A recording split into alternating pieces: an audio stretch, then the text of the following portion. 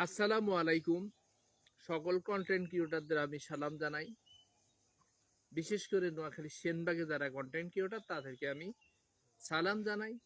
সেই সাথে তাদের সকলের অবগতির জন্য জানানো যাচ্ছে যে নোয়াখালী বিভাগ চাই এই স্লোগানকে সামনে রেখে আগামী 14ই এপ্রিল আমাদের সেনবাগ উপজেলার 4 নম্বর কাদরা ইউনিয়নের উত্তর জয়নগর জারুতলায় একটা নোয়াখালী বিভাগের দাবিতে একটা সম্মেলন আয়োজন করা হয়েছে।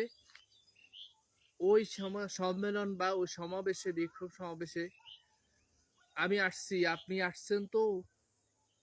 ওই সমাবেশে, ওই বিক্ষোভ সমাবেশ বা কন্টেন্ট ক্রিয়েটরদের মিলন মেলায় বিশেষ আকর্ষণ হিসাবে আরও উপস্থিত থাকবে আমার আপনার সকলের সুপরিচিত, সকলের প্রিয় ভাই, সেনবাগের কৃতি সন্তান জনাব এবং ভেনী সদর মডেল থানার দায়িত্বে আছেন যিনি, আমাদের মানবিক পুলিশ সায়েম ভাই।